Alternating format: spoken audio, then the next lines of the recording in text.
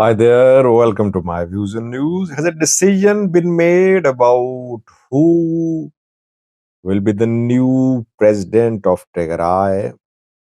I mentioned a name in a video last night based on the information which I received from sources. Now I have details for you.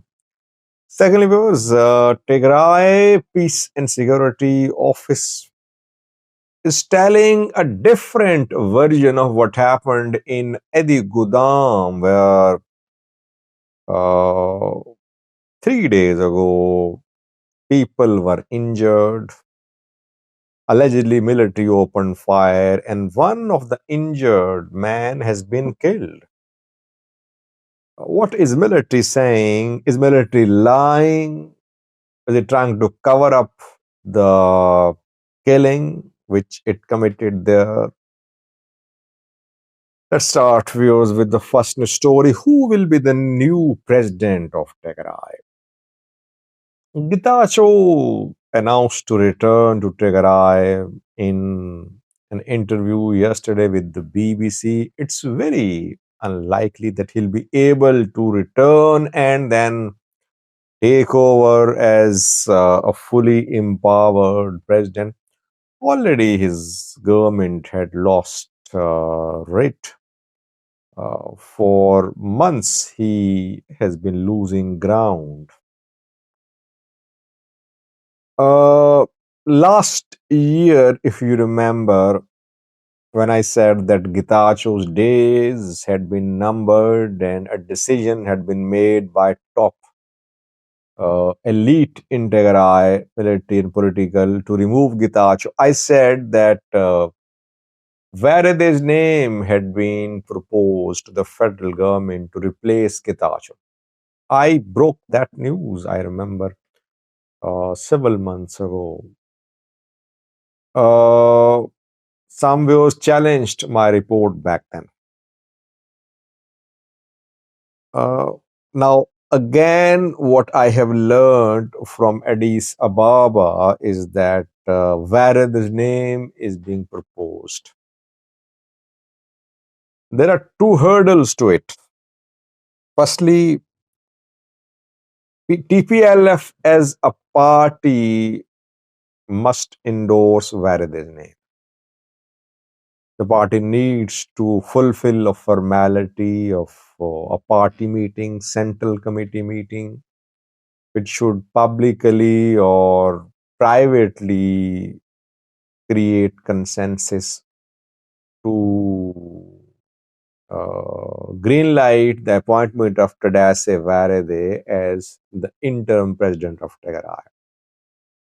Reportedly, TPLF is holding discussions. Though last time when TPLF and federal government held discussions last year in Addis Ababa, TPLF agreed to the appointment of Tadase Varade in place of Getachew Rada. Getachew back then was a little strong. This time he is no more in Tigray. Now TPLF is holding a party meeting, reportedly. Will it agree to Varade's appointment or not? Perhaps Varade is the best choice for TPLF now because Varade-led security forces help TPLF. And this is how TPLF removed Getachew, government Getachew from power, we can say. So TPLF owes a lot to the military.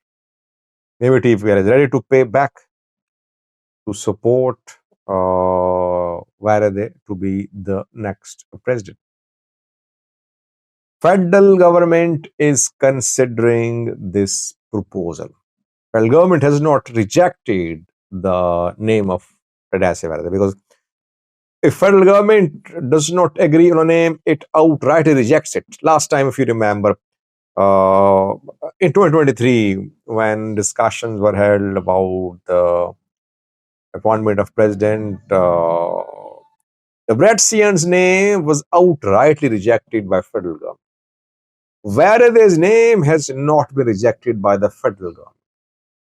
It means that federal government is also agreeing to some extent to appoint Varade as the president.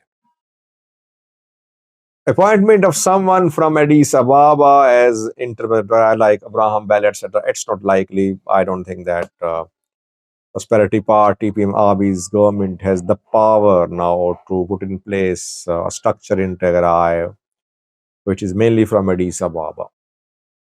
PM Abiy's main support in Tigray was Getachew group, which is being dismantled. That is why the president cannot be imported from outside, I believe. Where are they? Perhaps the strongest contender so far. So far, it's not that PM Abiy has signed the order of the appointment of Tadase Varade, but he is the strongest contender so far. Firstly. Secondly, how can Varade ensure that the next election will be fair, free, and transparent? Because the main task of interim government in Tigray is to steer the region towards next election. Varade-led military supported the Debretsion group in the removal of Getachew from power. Varade's generals are openly supporting TPLF. They're holding meetings with TPLF. They're part of TPLF, you can say. How can this military heavily inclined towards Debretsion conduct transparent election in Tigray?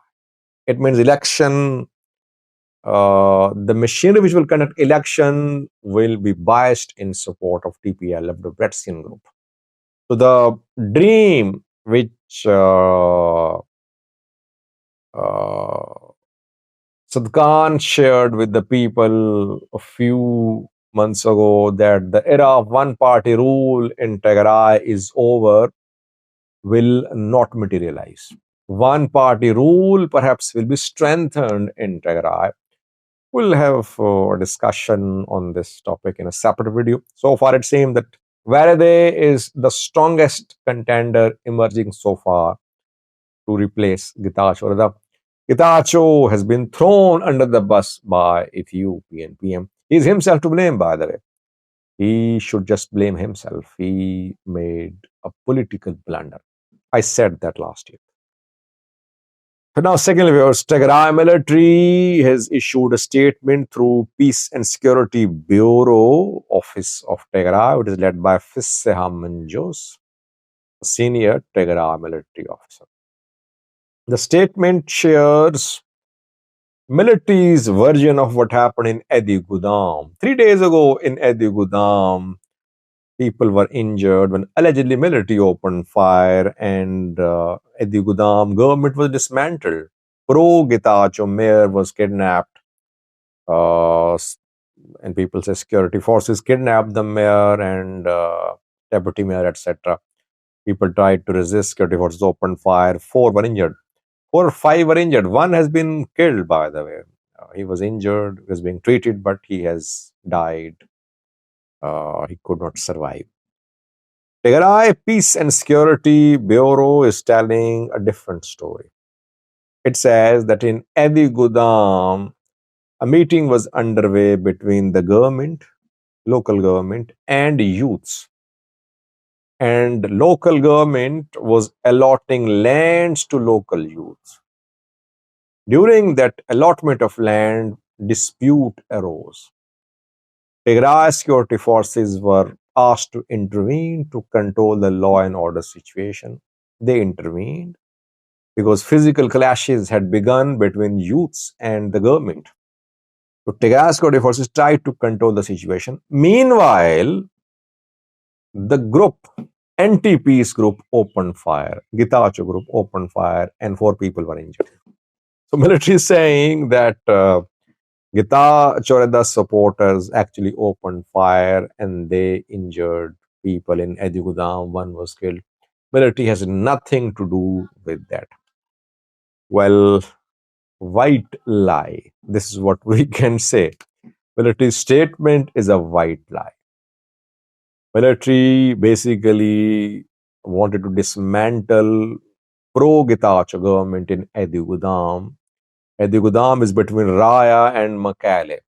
Military wanted to take over Edugudam to cut off likely support for Getachew in Makale from Raya.